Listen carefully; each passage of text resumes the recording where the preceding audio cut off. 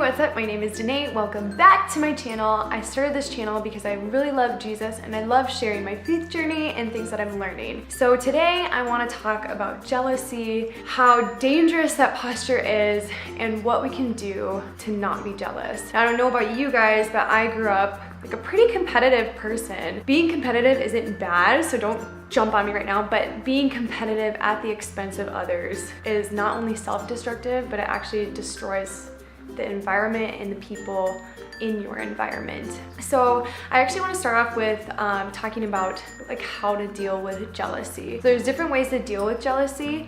There are healthy ways and there are unhealthy ways. I'm gonna start off with one unhealthy way to deal with jealousy, and it's actually controlling the environment. What that is just making sure that nobody does anything in your environment that you'll become jealous of. When someone controls an environment, it just makes sure that everyone is living and receiving out of whatever you perceive that person deserves. It's not what God perceives that person deserves, it's what you perceive that person deserves. And when you do that, you're actually just changing a structure to deal with your heart problem, your heart issue. So you're actually not healing that jealous spirit inside. You're not getting rid of that. You're just covering it up and living in fear and living in control to make sure that your heart doesn't act up in that jealousy when it's still there the entire time. And in this environment, when anyone starts getting great or getting better at you than something, then you'll find a way to restructure things so that they can't be great at it anymore. And the thing is, there's a lot of really negative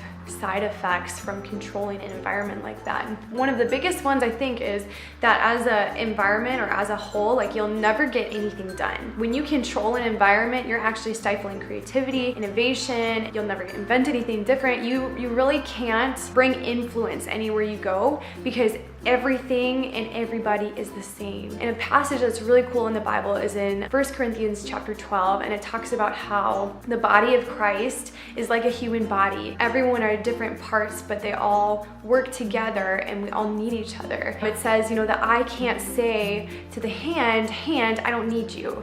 Just like the head can't say to the feet, I don't need you. Because the thing is, a hand can never do what an eye does in the same way that the eye can never do what the hand does. So God's abilities that He has given each and every person, God's abilities that He has given you is directly related to your purpose. And I will never have the same purpose that a hand does. So even if I did have those giftings and abilities, it wouldn't make sense. So within the body of Christ, you actually need people that are better than you at things. I'm gonna say that again because this can be like mind-blowing. You actually need people that are better at certain areas. And you don't even just need people that are better than you, but you rely on others being favored in areas that you aren't favored. And once you start realizing that, things will completely shift. So just to give you guys a picture, I grew up competitively running. In a cross-country race, in a long-distance race, the muscle group that's used the most are legs, right? I mean, I'm not using a ton of like arm muscle. I mean, a little bit, but not a ton. But when I cross a finish line and get first place in a race, my legs aren't the thing that gets rewarded.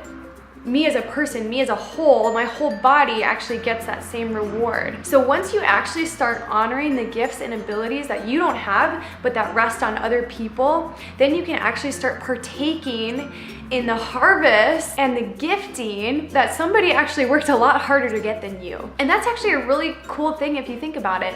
So controlling an environment and controlling what people do and how they do it so that you don't get jealous, that will actually ruin your ability to benefit and partake in other people's favors and giftings around you. And some of you might be thinking, well, I'm not trying to be controlling. I just want things to be fair. The kingdom of heaven is fair, right? God is a just God. And yes, I want to say yes, God is a just God, but to whom much is given, much is required. So we're actually not all given the same things. Again, your abilities and your giftings that God has given you is directly related to your purpose, so it's different. But if you're given more, you're required more. So at the end of it all, it will come out fair, just not on this planet. There is no one like you. So when you're jealous of someone else, you've actually forgotten to be the best you that you can be. And you've forgotten to delight in the purpose and the abilities that God has given you and you specifically that nobody else has. Jealousy at its core says you're getting favor and you got it from me and you stole it from me. It actually attributes the kingdom of heaven as a kingdom of lack. It's a mentality that says there's not enough of God's favor or blessing to go around, so if you're getting exalted and I'm getting jealous, it means that I think that you got favored at my expense and there's no blessing left for me. But that is so wrong, you guys.